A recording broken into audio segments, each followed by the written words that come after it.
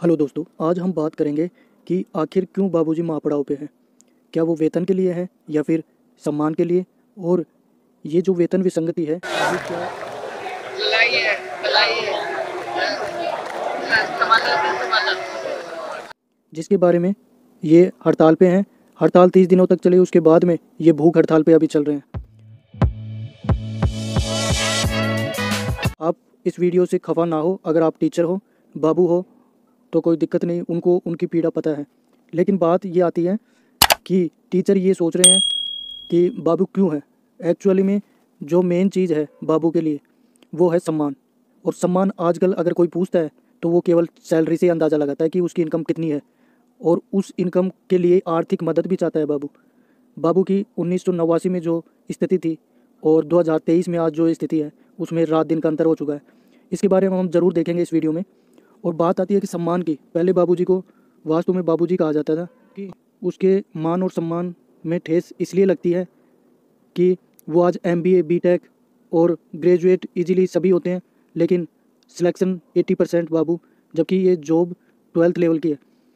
वो चाहता है कि उनकी एक तो ग्रेजुएशन भी जुड़े और जो योग्यता, और उसके अलावा जो आप देखें उनकी जो वर्किंग स्किल है। अभी आप देखते हो कि सारा सिस्टम ऑनलाइन है, और जो पुराने पेंडिंग कितने की आप इनकी स्थिति आप देखेंगे कि किस प्रकार से ये शोषित होए जा रहे हैं। पहले क्या होता था कि ऑफलाइन कार्य होता था और उसमें कार्य जब बाबू को गलत लगता था वो उसे रोक देता था। आज अगर ऑनलाइन है तो उस पर प्रेशर है कि उस गलत कार्य को आप किसी भी तरीके से जल्द उसे निपटाओ। हम आज स्लाइड के माध्यम से देखेंगे कि किस प्रकार से बाबू भूख हड़ताल पर आज उतरने को मजबूर हो गया। चलिए तो हम देख लेते हैं। 1989 में जो बाबू की स्थिति थी वो कुछ अलग ही थी। उनका बेसिक वगैरह सब चीज़ें अलग थी, और आज अंतर आते आते उनके 20,000 30,000 उनके बेसिक में अंतर आ गया है। और उनकी सैलरी में तो संभावना और भी बढ़ गई कि आगे आगे उनका एकदम मान सम्मान नीचे चला जाएगा।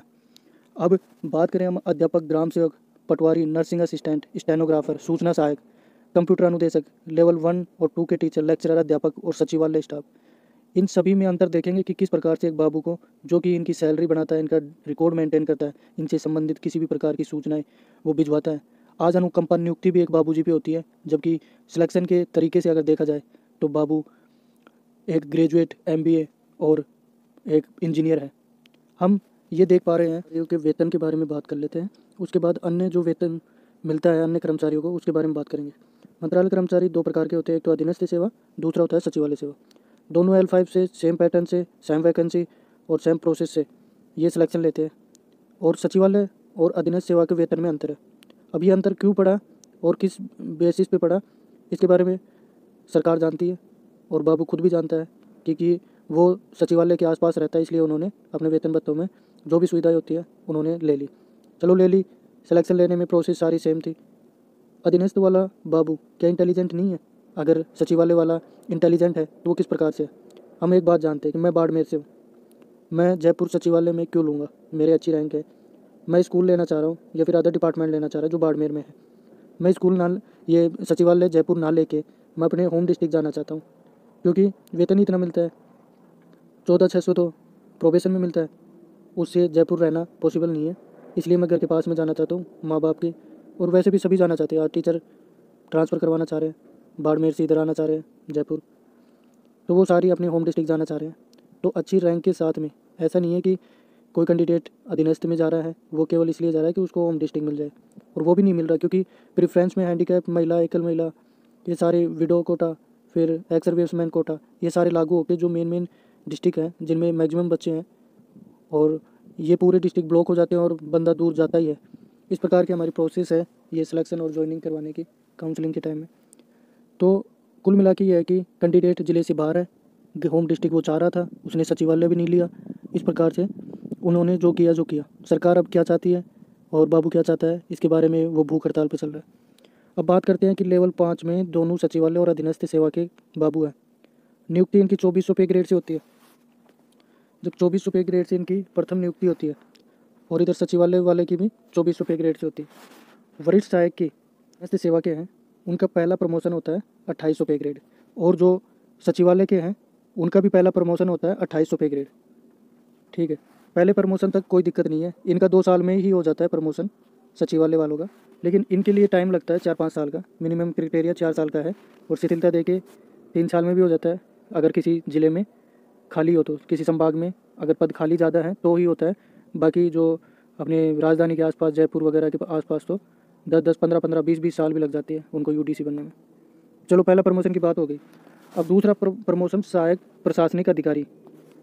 यहाँ पर अधीनस्थ सेवा के अंदर 3600 पे ग्रेड है, जबकि सहायक प्रशासनिक अधिकारी सचिवालय सेवा के अंदर 4200 पे ग्रेड, यानी 3600 पे ग्रेड गायब है। दूसरा प्रमोशन इनका 4-5 साल बाद ही हो जाता है। इधर ये रिटायरमेंट तक सहायक प्रशासनिक अधिकारी एक बनने के लिए 3600 पे ग्रेड पे काम करते रहते हैं, इनका कोई प्रमोशन नहीं है। पहली बात तो मंत्रालय कर्मचारियों में सरकार ने फूट डाल रखी है। दूसरी चीज़, चलो ये चीज़ हो जाती है, ये वेतन भत्ते एक समान का नारा बाबूजी देते हैं कि जब सेम सिलेक्शन होता है, सेम टाइपिंग, उनका एग्ज़ाम, सेम डेट, सब चीज़ें, एक होम डिस्ट्रिक्ट लेना चाह रहा है, दूसरा सचिवालय में, क्योंकि जयपुर के आसपास का था इसलिए उसने वहाँ लिया और उसके वेतन भत्ते ही अच्छे मिल रहे हैं। इसके अलावा दूसरी चीज़ हम देखें, मंत्रालय कर्मचारियों को जो L5 अधीनस्थ सेवा है, प्रथम पदोन्नति क्या थी? 2800 पे ग्रेड, जबकि अन्य कर्मचारी जो L6 और L7 में ग्राम सेवक, कृषि पर्यवेक्षक, पटवारी, उनकी प्रथम पदोन्नति 3600 पे ग्रेड है। ऐसा क्यों है? जबकि वो भी 12th पास थे, अभी जाके उनका ग्रेजुएशन किया है। ये 3600 पे ग्रेड और ये 2800 पे ग्रेड। सरकार को इस चीज़ के बारे में सोचना चाहिए। बाबू अपने सम्मान के लिए लड़ रहा है, सिपरा पद पे वो अपना आंदोलन कर रहा है। क्यों कर रहा है? ये रीज़न है। आगे बात करें, कनिष्ठ सहायकों को 30 नवंबर 2017 से पूर्व की भांति 9840 ग्रेड पे 2400 बहाल कर 7वें वेतन में आरंभिक वेतन 2500 किया जाए। एक ये मांग है। इस मांग के बारे में हम बात करते हैं। 2013 की बात है, गहलोत सरकार उस टाइम पे थी। उस टाइम वेतन भत्ते मांग की बाबू ने 74 दिन तक बारिश में हड़ताल की और वहाँ हमारे मुख्यमंत्री जी आते हैं, गहलोत साहब, उन्होंने 9840 की घोषणा की कि बेसिक आपका ये हो जाएगा। वसुंधरा सरकार आती है, वसुंधरा सरकार ने इसे विलोपित करके जो पूर्व में था 80-80 का बेसिक था, उसी पे बाबू को वापस वहीं गिरा देती है। अगर 9840 होता तो जो 7वें वेतन में 2.57 गुना जो सैलरी बढ़ी थी, उसके हिसाब से बाबू की सैलरी होती 25,500। इस प्रकार से बाबू वहाँ ठगा गया। इसीलिए वो आज गहलोत सरकार से ये मांग कर रहा है, एक तरह से जो पहले उन्होंने सरकार ने पहले दिया था उसे वापस लागू कर दे। ये कोई गलत मांग नहीं है। इस चीज़ के बारे में बाबू एक ये मुद्दा भी ले रखा है। उसके बाद में हम आते हैं कि अधीनस्थ मंत्रालय संवर्ग को सचिवालय के समान सहायक प्रशासनिक अधिकारी 4200 पदोन्नति करें और एक पोस्ट और क्रिएट करें, उपनिदेशक प्रशासन, नवीन पद क्रिएट करके 8700 उसका पे ग्रेड करके किया जाए। एक ये मांग बाबूजी रख रहे हैं। दूसरी चीज़, पंचायती राज संस्थानों में कनिष्ठ सहायक के 10,000 पद जो काट लिए गए थे उनको बहाल किया जाए। मंत्रालय कर्मचारी अन्य विभागों में समान राज्य के कर्मचारी को घोषित किया जाए तथा पदोन्नति के पद सृजित किया जाए। पंचायती राज्यों में इनकी स्थिति खराब है, इनको अन्य मंत्रालय कर्मचारी, अन्य विभागों की तरह राज्य कर्मचारी, ये चाह रहे कि इन्हें राज्य कर्मचारी घोषित किया जाए। ये भी इनकी प्रमुख मांग है। इसके अलावा चयनित वेतनमान जो कि 9, 18, 27 के स्थान पर 8, 16, 24 और 32 वर्ष की सेवा पर पदोन्नत पद की वेतन लाभ दिया जाए। ये इसलिए कि इतना वर्किंग लोड है कि ताकि ज़्यादा से ज़्यादा ये पदोन्नत हो सके, क्योंकि इनका वेतन बहुत कम है। पदोन्नति पे इनको कुछ वेतन का लाभ मिलेगा। इस प्रकार से इनका शिथिलता दी जाए इनको 1 साल में, ताकि जो खाली पद है उनको जल्दी भरा जाए और जो काम है सरकारी काम वो जल्दी हो सके। इस प्रकार से ये भी बाबू की मांग है।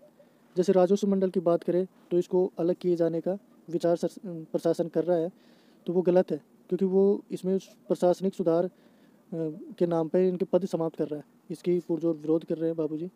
और ये सही भी है कि जब बाबू को ही ख़त्म कर देंगे तो कार्य करेगा कौन?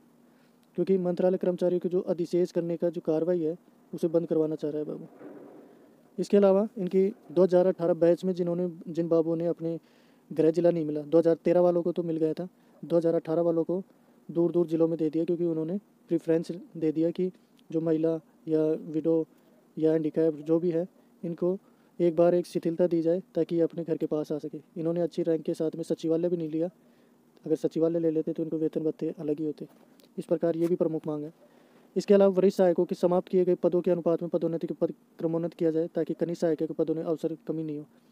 अब ये बात है कि जो इनके वरिष्ठ सहायक के थे, इन्होंने कर तो दी, शिथिलता दे दी सरकार ने कि आपके प्रमोशन तो हो जाएंगे, लेकिन प्रमोशन तब होंगे जब कनिष्ठ सहायकों को एक तो होम डिस्ट्रिक्ट मिले। उसके अलावा अगर होम डिस्ट्रिक्ट चेंज होता है तो उसकी सीनियरिटी लैप्स हो जाती है। और अगर सीनियरिटी की बात करें तो सीनियरिटी के हिसाब से तो वो अपने होम डिस्ट्रिक्ट में कभी यूडीसी बन ही नहीं पाएगा। और यूडीसी इसलिए नहीं बन पाया क्योंकि सरकार पहला ही पद पदोन्नति का वो ख़त्म कर दिया, बहुत कम कर दिया, तो वो कई सालों तक तो एलडीसी ही बना रहेगा। इस प्रकार ये एक दुर्भावना है सरकार की। इसके अलावा हम आगे बात करें तो बाबुओं को बहुत सी चीज़ें हैं जो छोटी छोटी ऑफिसों में इस तरह का कार्य दिया रखा है जो कि उनसे रिलेटेड है भी नहीं, और इस तरह से ऑनलाइन जो आजकल ट्रैकिंग सिस्टम का इसमें आ गया है प्रोसेस, तो कर्मचारी या फिर बाहर से कोई भी सिविलियन इस प्रकार प्रेशर बना देता है कि उसका काम करना दूभर हो रखा है।